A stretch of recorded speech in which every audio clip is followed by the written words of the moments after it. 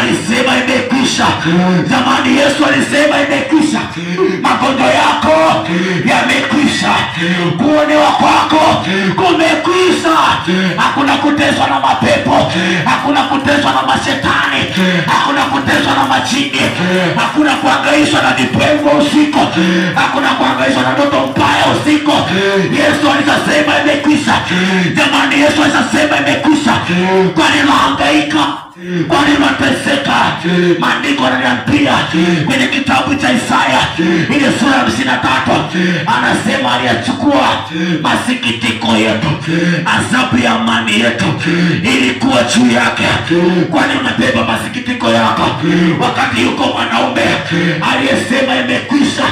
Na huyu mwanaume sio mwingine, na wewe mwanaume sio mwingine, ni yule mwanaume Mgalilaya ambaye miaka 2000 iliyopita nimeshakwambia mazoni, huyu mwanaume walijua ameshamaliza, walijua ameshamuua, wakasema biashara imeisha.